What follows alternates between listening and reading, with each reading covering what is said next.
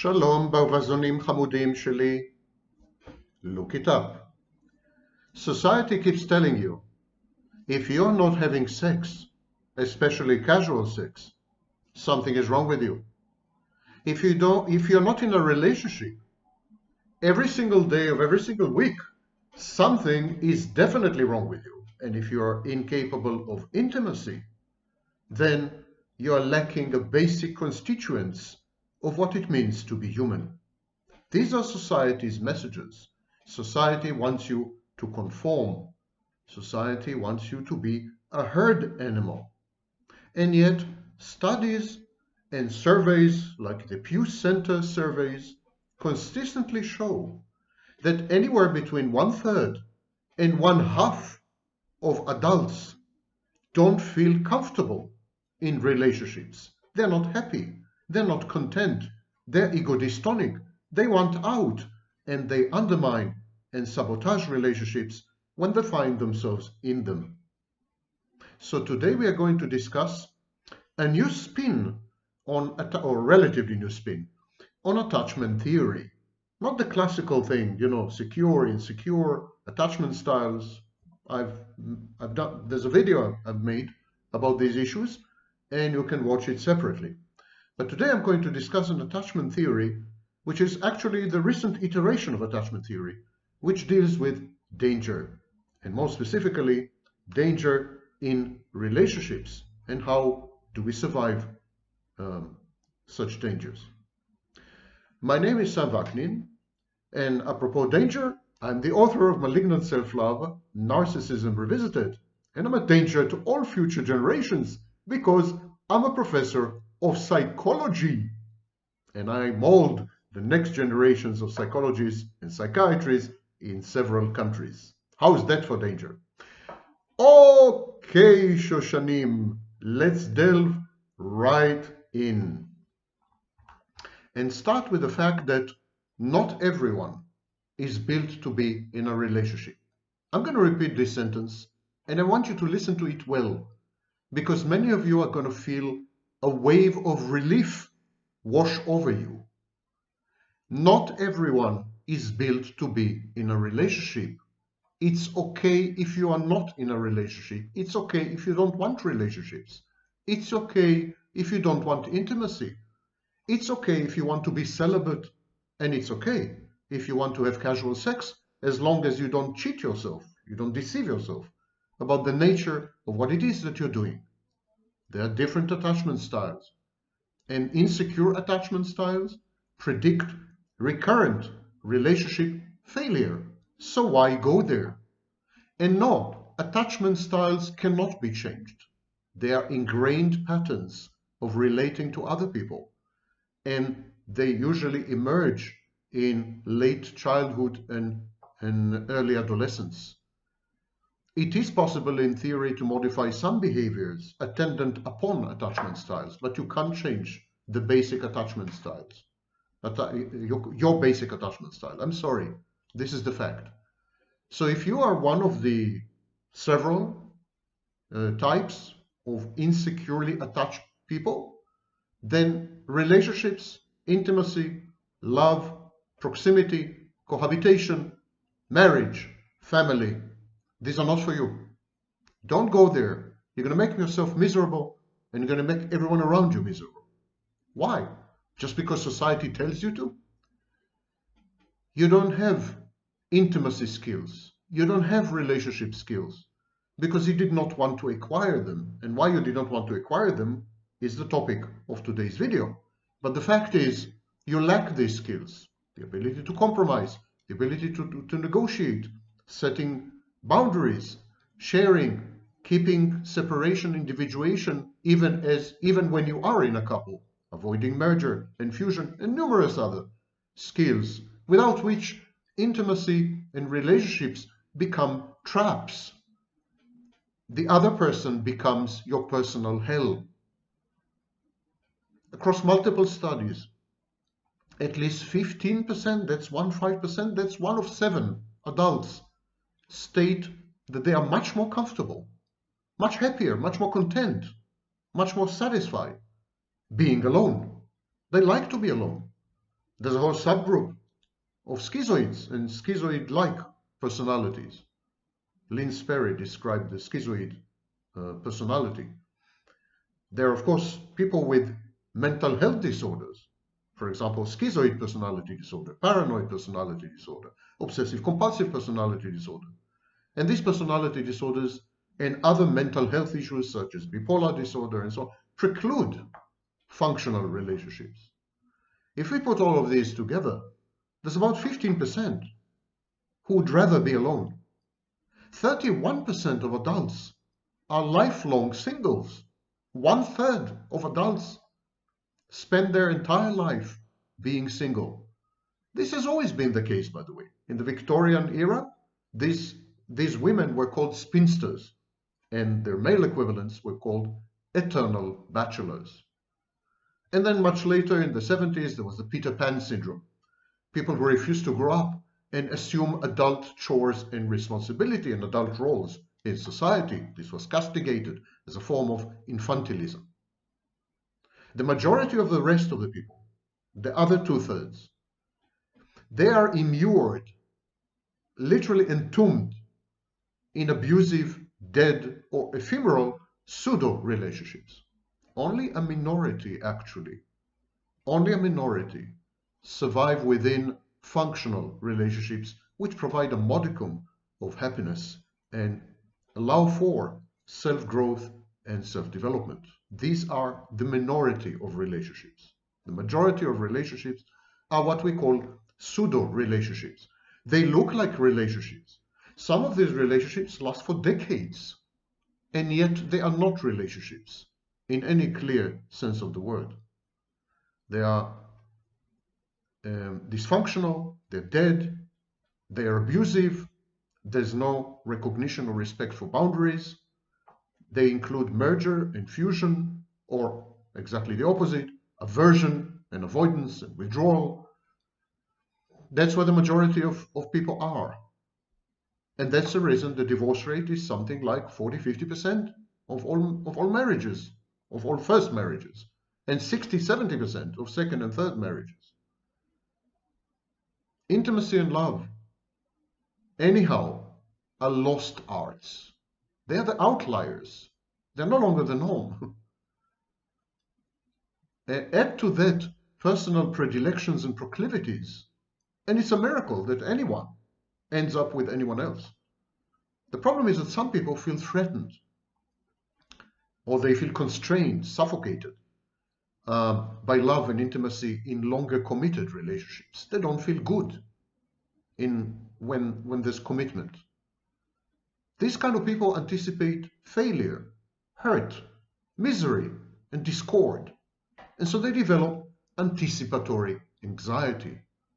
They know it's going to end badly. And so they geared themselves and prepared themselves for the ineluctable Armageddon catastrophe. They catastrophize. They preemptively, as an anxiolytic strategy, an anxiety-reducing strategy, they preemptively bring about the very outcomes of which they are terrified. They repeatedly adopt dysfunctional behaviors. It's like these people are saying, let the other shoe drop. I can't bear it anymore. If anything bad is going to happen, let it happen now. And I'm going to make sure that it does happen. I'm going to provoke my partner. I'm going to cheat on my partner. I'm going to misbehave. I'm going to avoid my partner. I'm going to develop an addiction. There are numerous strategies to destroy and sabotage and undermine a relationship. These are relationship misfits. These people can't have intimacy, relationships, and love. They crave, more than anything in the world, they crave an intimate partner. They want relationships. We always want that which we cannot get. We always want most what we are incapable of. We dream and fantasize because we can't face reality. We can't face our own limitations and constraints in reality. So, of course, people with insecure attachment styles, the thing they want most is to have a long-term, committed, loving, embracing, accepting, warm relationship. And that's the only thing they can never get. Richard Grannon once told me that intimacy is kryptonite to many people. And so these relationship misfits, they subvert and they undermine their relationships. They gain fake intimacy and acceptance and fake warmth via sex with strangers. Some of them even have sex with groups of strangers just to be accepted, just to feel a warm body next to them, just to be the center of attention, just for a fleeting moment to experience intimacy. They feel liked, air quotes. They feel loved. They feel that they are in a connection when they are actually, what they're actually doing is casual drunk encounters with anonymous partners in seedy settings. So these people want relationships, crave intimacy, can't get it, so they lie to themselves.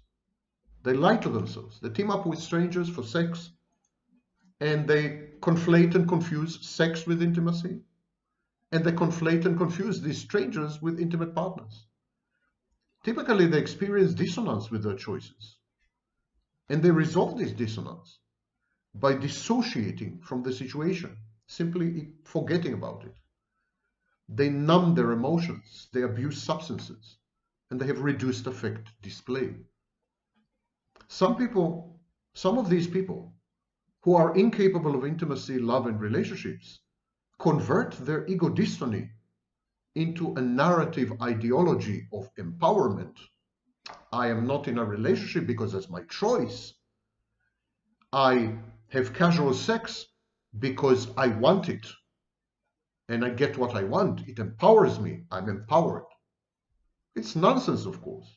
It's self-deception, very primitive one at that. And it coalesces into a crusty ideology. And this ideology sometimes becomes public in victimhood movements like feminism, late feminism.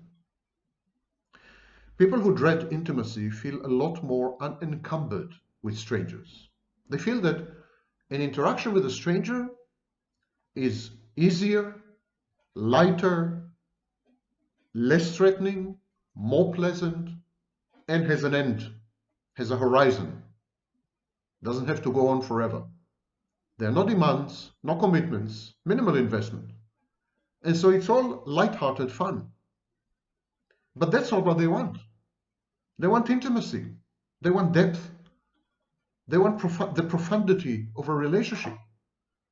They want to be known and seen. And you can't have that in casual sex, in a one-night stand.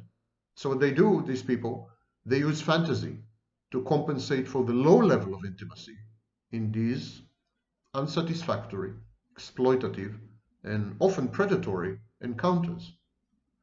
Many people with insecure attachment styles, those who had repeatedly failed in attempted relationships, those who had gone through a dizzying array of pseudo-relationships, they give up on the chase. They give up on the chase. They settle into a career-centered life of celibacy and self-sufficiency.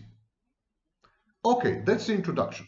Now, today I want to introduce you to a cutting-edge model of attachment known as Dynamic-maturational model of attachment and adaptation. It deals, of course, with relationships and the effect of relationships on human development and human functioning. It starts with relationships between children and parents and goes all the way to relationships between what the theory calls reproductive couples. It's an extension of late work by John Bowlby and Mary Ainsworth. Bowlby and Ainsworth, especially Ainsworth, Mary and Ainsworth. John Bowlby and Mary Ainsworth. Mary Ainsworth, in her late work, had transitioned from emphasis on attachment, safe base, love, she had transitioned from this to emphasis on danger. Mary Ainsworth was the first to introduce the concept of danger, life's many dangers, and how the dangers of life drive adaptation, all kinds of adaptations. One of them is attachment. But DMM, I remind you, the dynamic-maturational model of attachment and adaptation. Yes, DMM from now on. DMM was initially put together, coalesced in the work of Patricia McKenzie Crittenden, Crittenden, Patricia McKenzie Crittenden.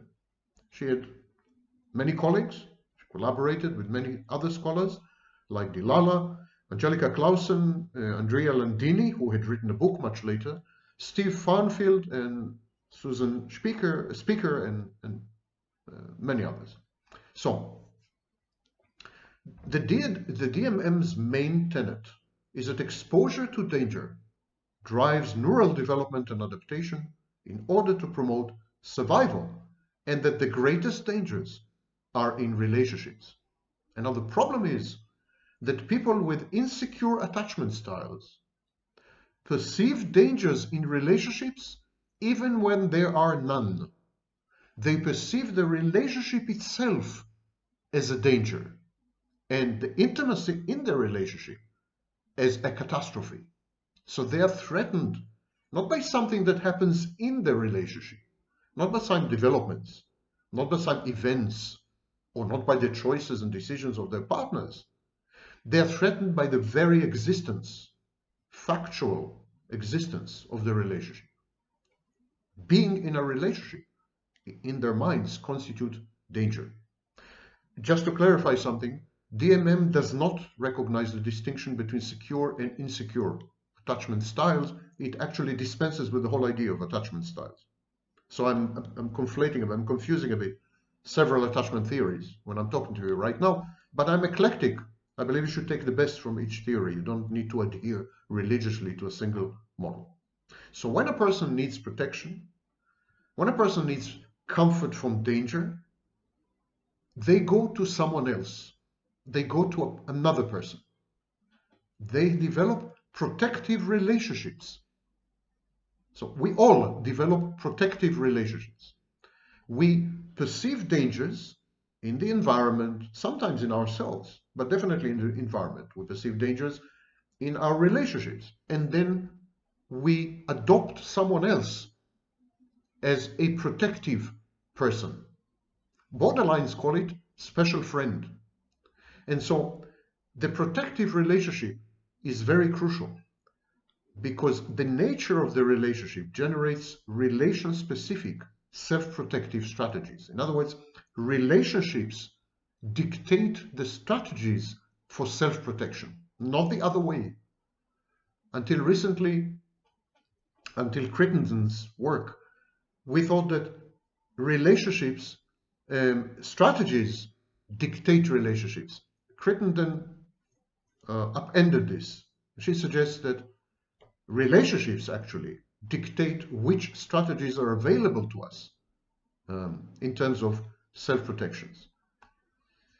The DMM describes protective strategies, aspects of parent-child relationships, romantic relationships, relationships between patients, clients, long-term professionals. I mean, it's very complex and very confounded, and a very fascinating theory. And I recommend that you have a deeper look at it in your spare time. What I would like to focus on today is a lot more pragmatic, a lot more practical. How does the DMM translate into day-to-day attachment reactions? How can we look at everyone around us and classify them in terms of the various strategies of DMM attachment? So to do this, I would like to recap perhaps more in layman's terms. I'd like to recap the DMM. the dynamic-maturational model of attachment and adaptation, DMM, it emphasizes the dynamic interaction of the maturation of the human organism across the lifespan with a context in which maturational possibilities are used. And they are used for three goals, to meet three needs, requirements, and goals. So the DMM says there is an interaction between people, the interaction between organisms. This drives neurological development of the brain, because the brain is neuroplastic. This development never stops. It's across the lifespan.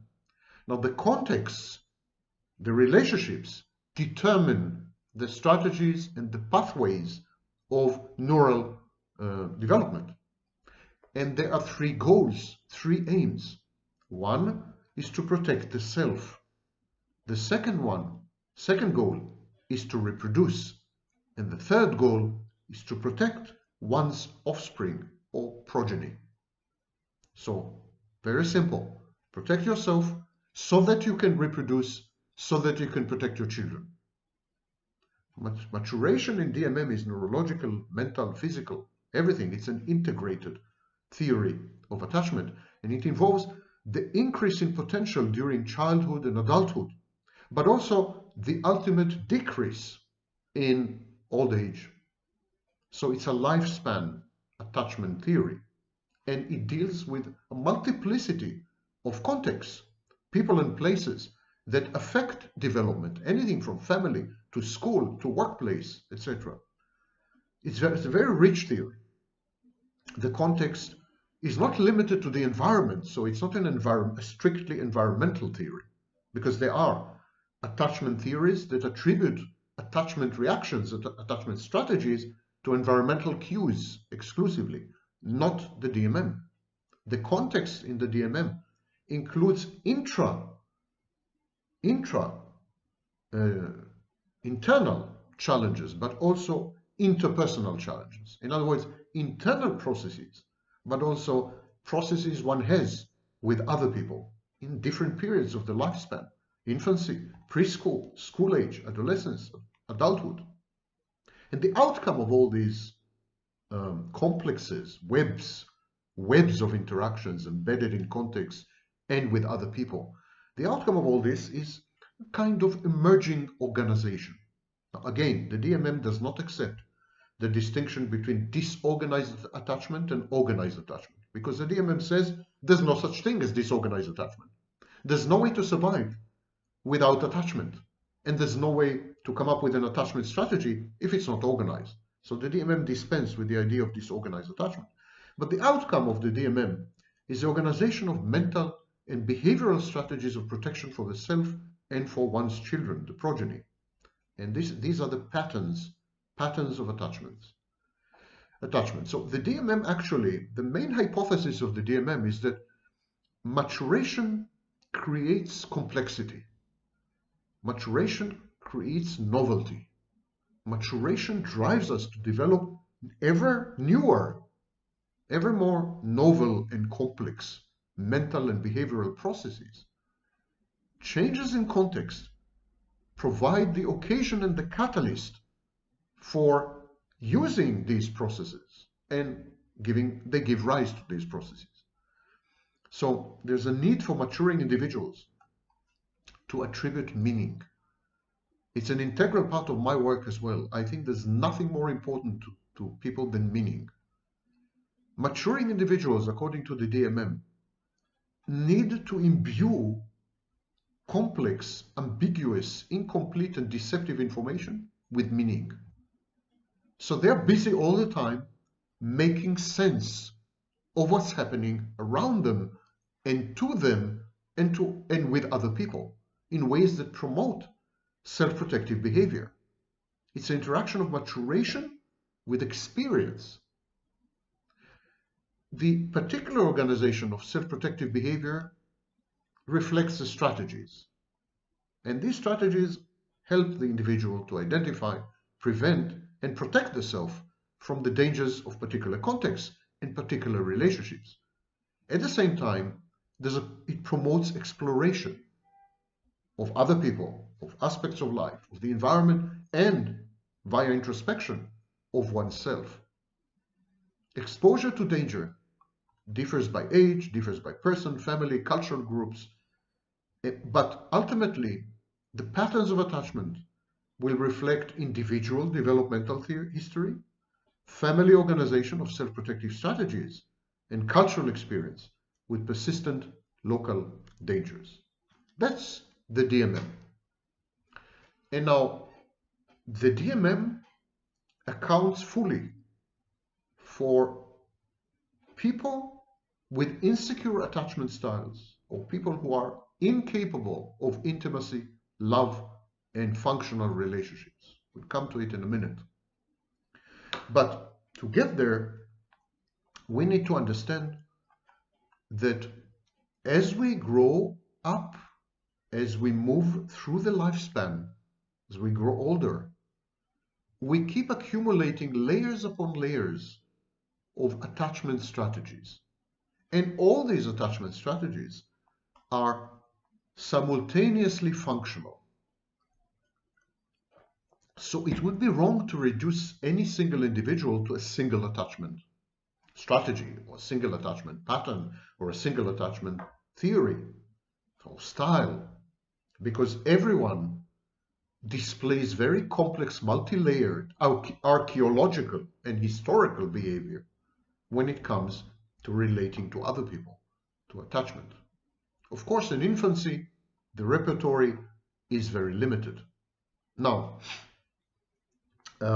Crittenden adopted Ainsworth's ABC classification. Ainsworth came up with 3 types of attachment strategies or attachment situations, following the famous stranger experiments or stranger positions. So Ainsworth suggested that there's ABC, and only B is confident, secure, safe base attachment. A and C are not. So Crittenden and her collaborators had adopted this ABC classification, and they divided attachment strategies to ABC. So in childhood, we have the first type of attachment strategy we develop is inhibited, socially facile. So this is called A12 strategy. A12 strategy uses cognitive prediction in the context of very little real threat. It can be described as anticipatory anxiety. Attachment figures in this inhibited style, attachment figures are idealized by overlooking their negative qualities. And this is typically what babies do. They overlook mommy's negative qualities, because if mommy is a negative figure, if she is bad, a bad object, it's very threatening. And this is where I part ways with Melanie Klein. I disagree with her. I think children tend to idealize the mother. I think the splitting theory in early object relation schools got it totally wrong. Crittenden agrees. So in the inhibited attachment style, attachment figures like mommy are idealized by overlooking the negative qualities. The self is put down a bit.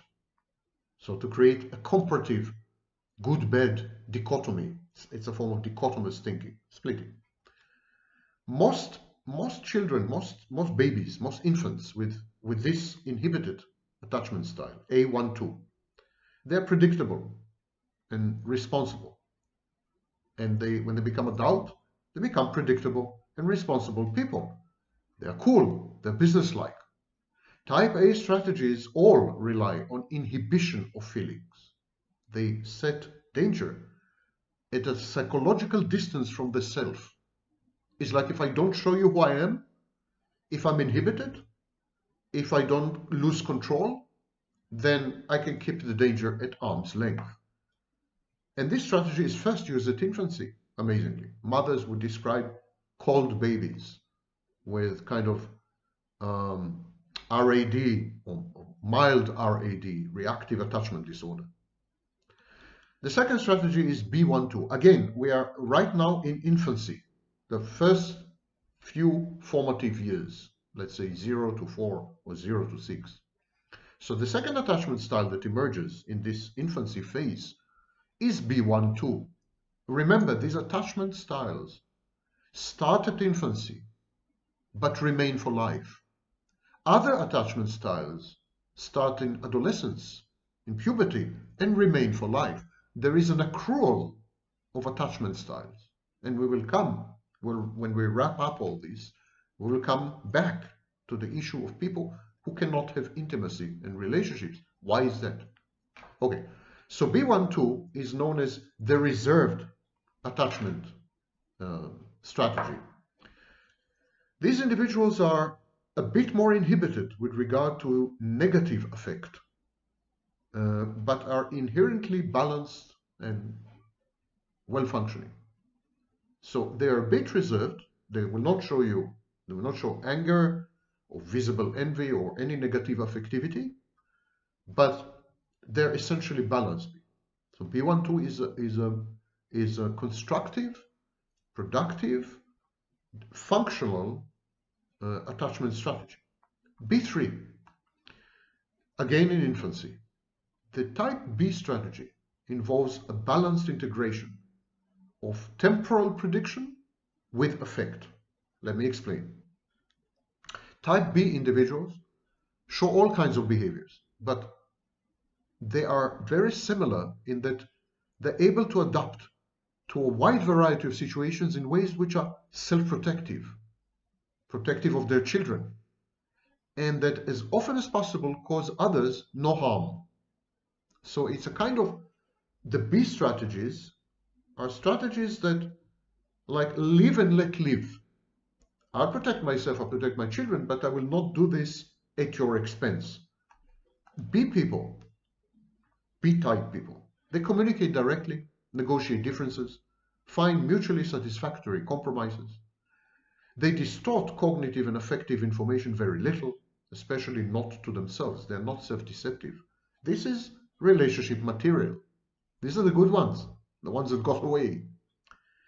Finally, people with B strategies display a wider range of individual variation than people using other strategies. Because people using other strategies, they go through a process called constriction. They constrain their functioning.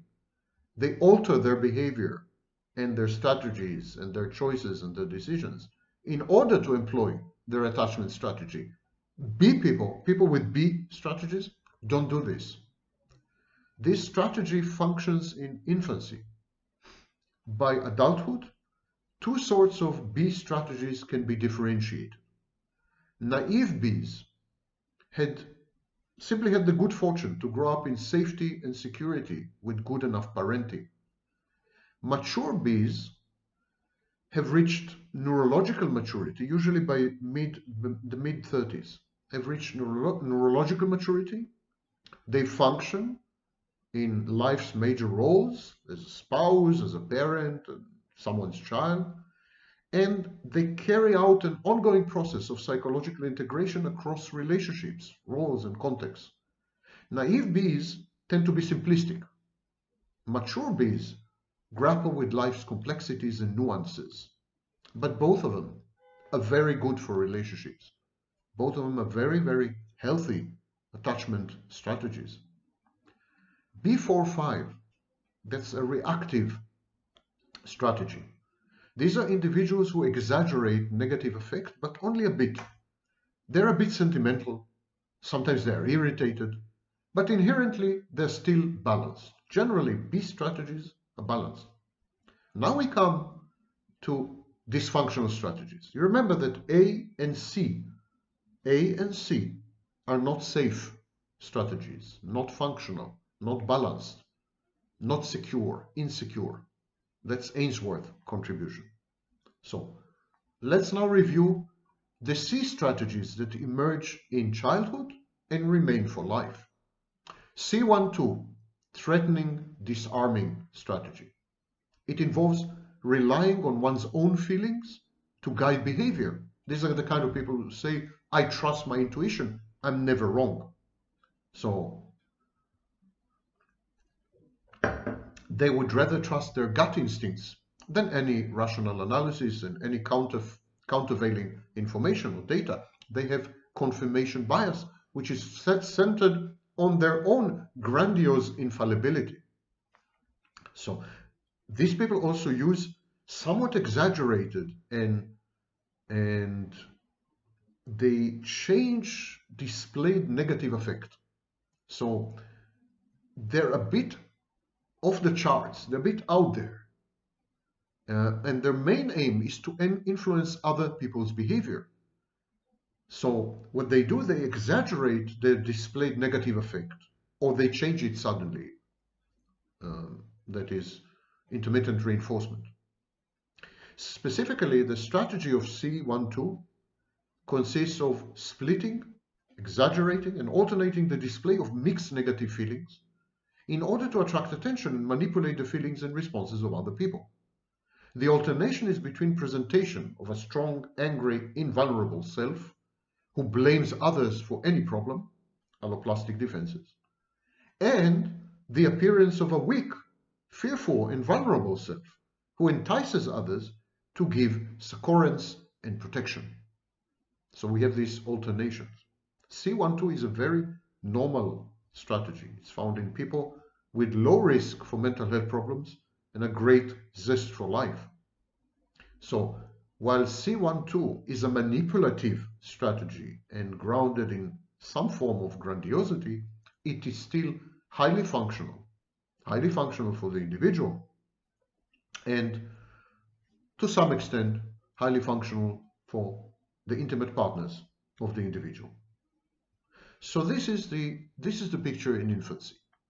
One could say that in infancy, the preponderance of dysfunctional attachment strategies is very low, because the child cannot afford to not get attached. A child whose attachment strategy fails is at risk for her life. It's a question of survival. You need to attach.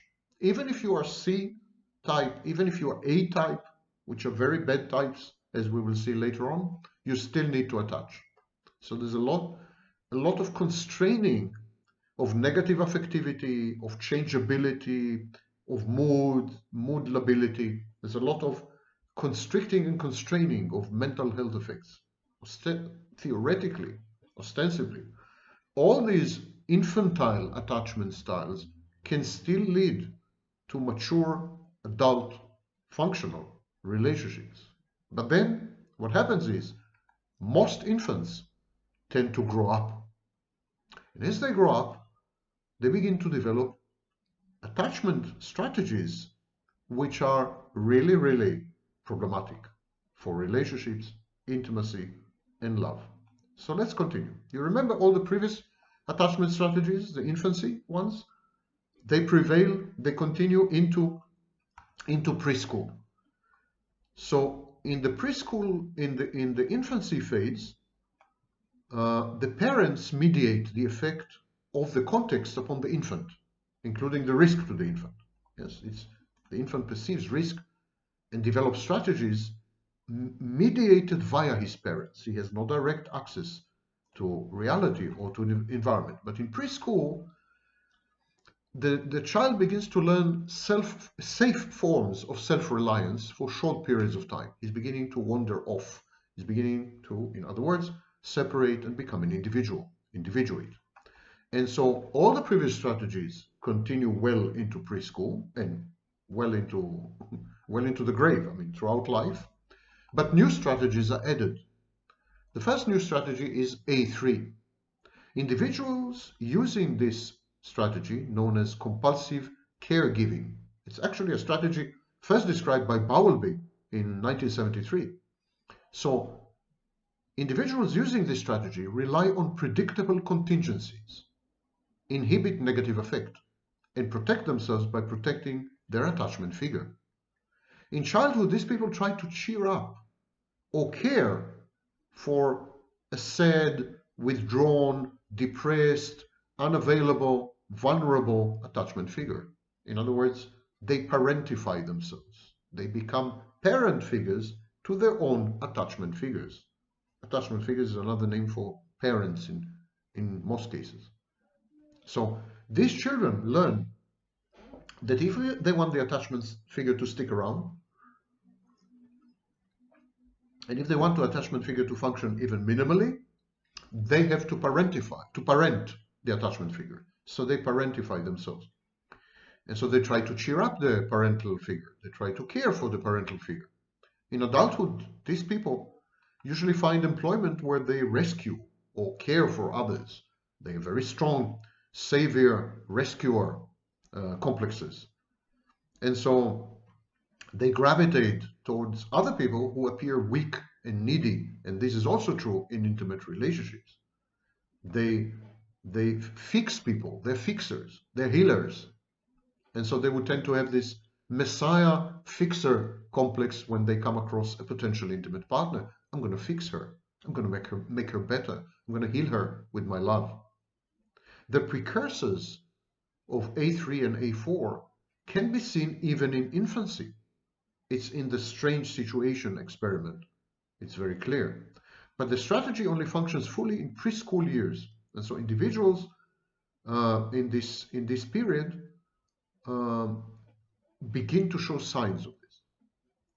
Now, A3 is where we first encounter promiscuity, casual sex, avoidance of intimacy. And here is what the literature says. Individuals with A3 and A4 use a compulsively promiscuous strategy. This is from, I'm quoting Crittenden, 1995. They use a compulsively promiscuous strategy to avoid genuine intimacy while maintaining human contact. So, in casual sex, when you're promiscuous, you have human contact, you have a warm body, you have the smells and the tastes of a partner, but it's not real intimacy. It's not genuine intimacy. It's fake. It's like junk food. It's fake. It's passing. It's ephemeral. And so these people avoid genuine intimacy, says Crittenden, while maintaining human contact and in some cases satisfying sexual desires. Crittenden says these people with A3, A4 strategy show false positive affect, including sexual desire, to little known people, strangers, and they protect themselves from rejection by engaging with many people superficially and not getting deeply involved with anyone. This strategy develops in adolescence when past intimate relationships have been treacherous and strangers appear to offer the only hope of closeness and sexual satisfaction. It may be displayed in socially promiscuous manner that does not involve sexuality, or in more serious cases as sexual promiscuity. Crittenden regards sexual promiscuity as an extreme sign of attachment dysfunction. And so do I. And I'm not talking about agentic promiscuity, which is basically an empowered choice. I'm talking about compulsive promiscuity that involves sexual self-trashing, masochistic, self-defeating, self-destructive, reckless behaviors. Now, A4, compulsively compliant individuals, were actually first described by Crittenden and Dillala in 1988. They try to prevent danger. They inhibit negative effect and they protect themselves by doing what attachment figures want them to do. They are people pleasers, codependents. If the attachment figure is angry and threatening, the compliance level goes up. The attempts to people please escalate. These A4 characters tend to be excessively vigilant, hypervigilant, quick to anticipate and meet other people's wishes, and generally agitated and anxious. The anxiety, however, is ignored and downplayed by the individual, and often is somatized. It appears in bodily symptoms that are brushed aside as being unimportant. These A3 and A4 emerge in preschool and remain for life. And so during preschool period, we have the A3, A4, but we also have the C3 and C4. The C3-4, aggressive, feigned, helpless. It's a strategy that involves alternating aggression with apparent helplessness to cause other people to comply out of fear of being attacked, or to cause people to assist out of fear that one cannot care for oneself. So it's dual messaging. It's like a mixed signal. I'm going to attack you, so you better comply. You better do what I want you to do. You better, cater to my needs. And if not, then I'm going to destroy myself. I'm going to victimize myself because I'm helpless and I can't do otherwise. So you need to help me. You need to help me because I cannot care for myself.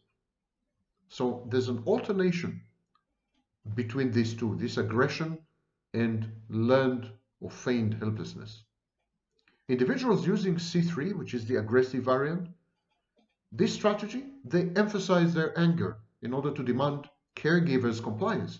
And those using the C4, feigned helplessness, which is a form of aggression, of course. Codependency involves emotional blackmail. It's aggression. So C4, feigned helplessness, these people give signals of incompetence, inadequacy, submission, need, extreme neediness.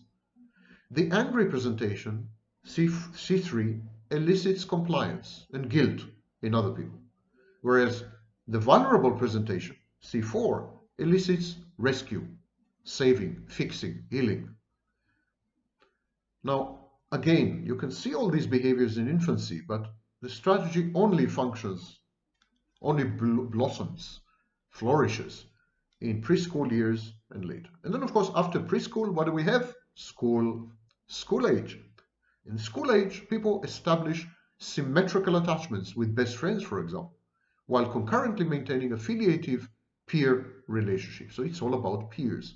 The reference group is peers, and peers have a much bigger influence than, for example, parental figures or teachers or even role models or celebrities.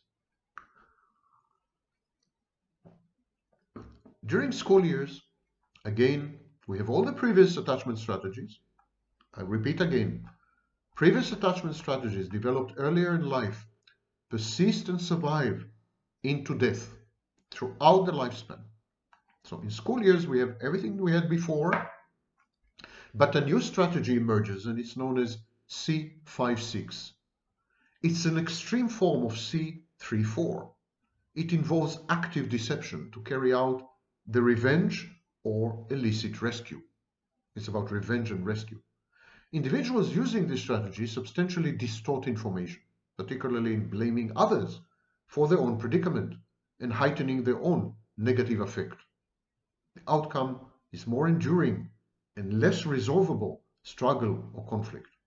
People using C5, which is the punitive strategy, they're cold, they're deceptive, they're distant, they're self-controlled.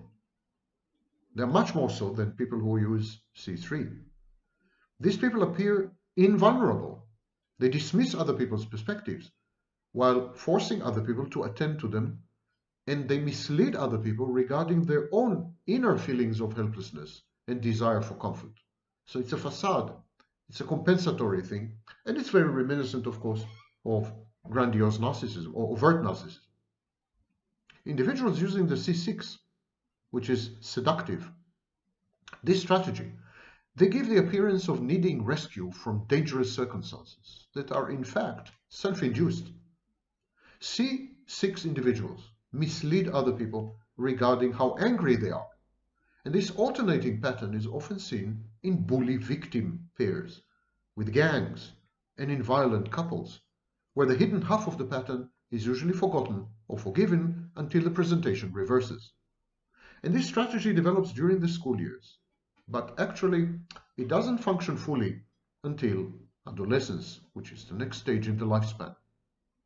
In adolescence, we transform best friend attachments into romantic, reciprocal attachments with a sexual component. It's here that the failure starts. Here, people who are incapable of love, romantic attachments, intimacy, and relationships, here they trip in adolescence. And so in adolescence, again, we have all the previous attachment strategies, A1, 2, A3, A4, and so on and so forth. We have all the previous strategies, but we have a few new ones. So we have A5. A5 individuals use a compulsively promiscuous strategy. And so I mentioned it before. And so A5 blossoms in adolescence. It is where it starts to manifest really powerfully and becomes the dominant attachment strategy for life. People say, well, people can change. It's you shouldn't inquire too deeply into the past history of your partner. What matters is how your partner is behaving with you now. That's nonsense. The best predictor of future behavior is past behavior. And certain things never change. For example, attachment strategies and attachment styles. So you need to inquire really, really deeply into the background of your partner, sexual history, relationship history, intimacy skills, relationship outcomes, infidelity if there was any, etc. You need to do all this because it's going to repeat itself. We know, for example, that people who had cheated once are 3 to 5 times more likely to cheat again. We even know that people who had been cheated on are far more likely to be cheated on again. It's all pretty predictable. We're pretty predictable people. So this is the strategies that are described here are very, very important. They're very important because they give you the tools to classify sort of your potential intimate partner and of course to classify yourself. And so if you do that, you're able to predict with a large degree of accuracy what's going to happen. So A5 individuals are similar to previous attachment style that I had mentioned, and it's a compulsively promiscuous strategy. As I said, it's intended to avoid genuine intimacy and so. But A6 is a really new layer, a really new strategy which emerges in adolescence. It was first described by Bowlby, who else, in 1980. Individuals who use A6, it's a compulsively self-reliant strategy. These people don't trust other people. They regard other people as unpredictable in their demands. They find themselves inadequate in meeting these demands.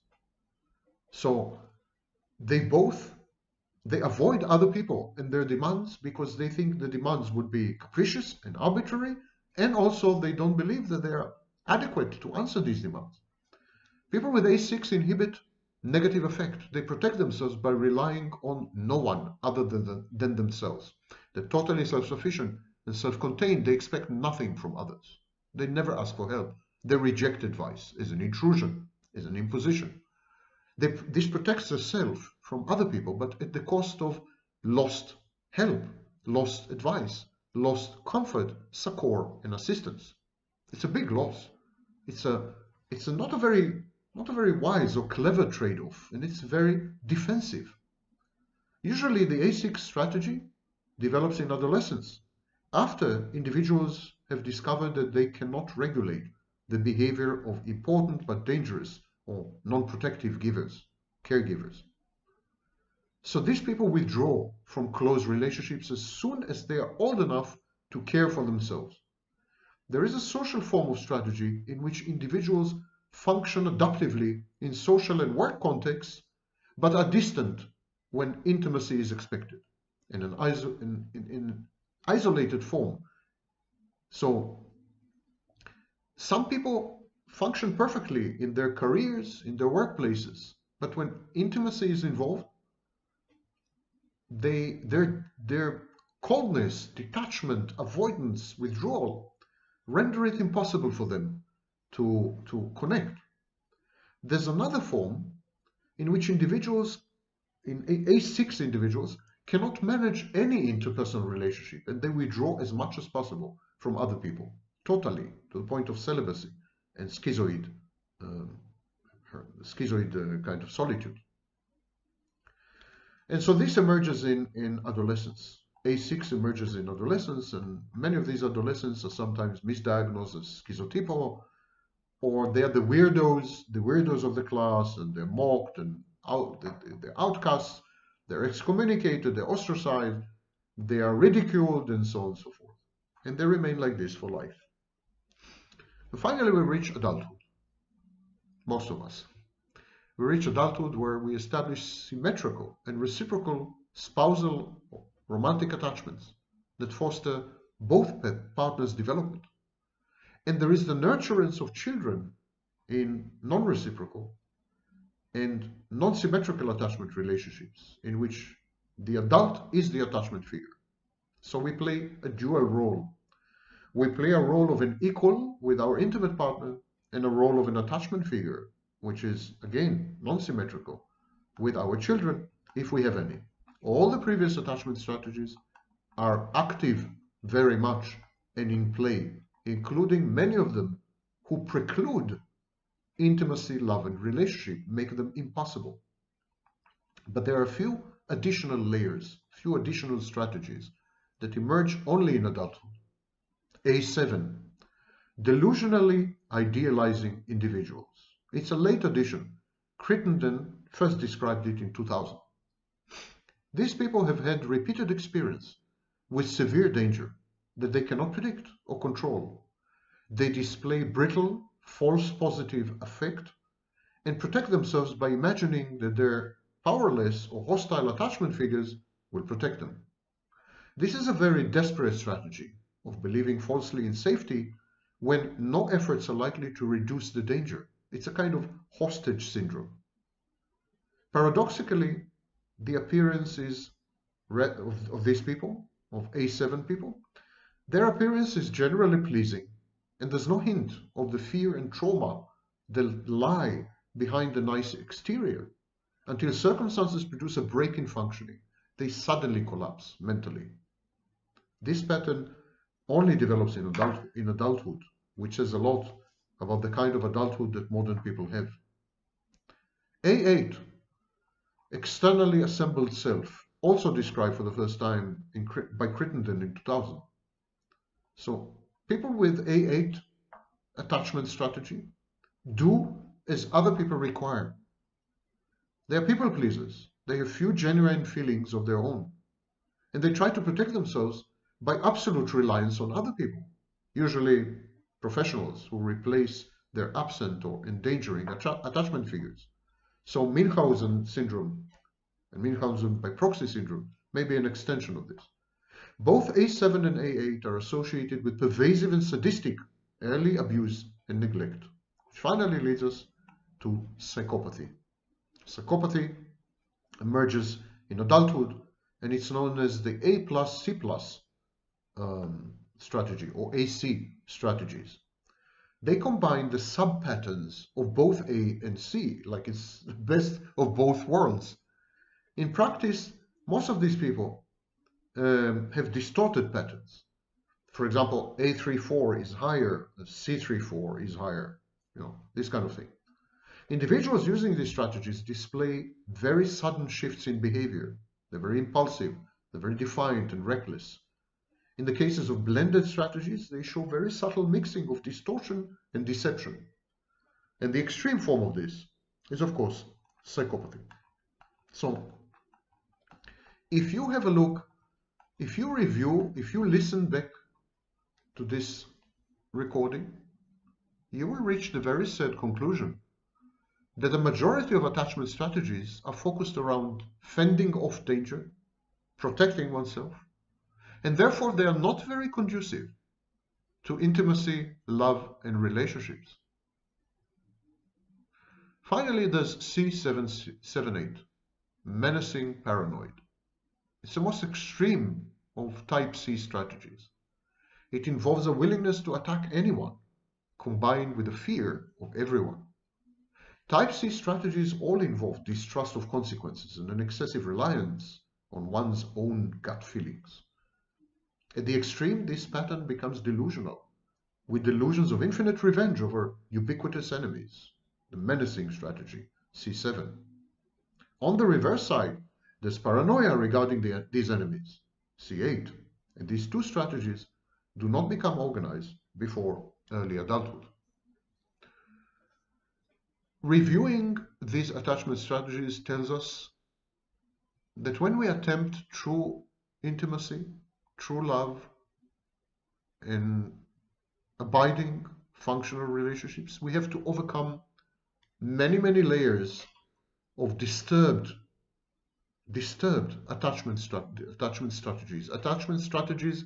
that lead to fear, danger, avoidance, withdrawal, negative affectivity, or self-denial and self-deception.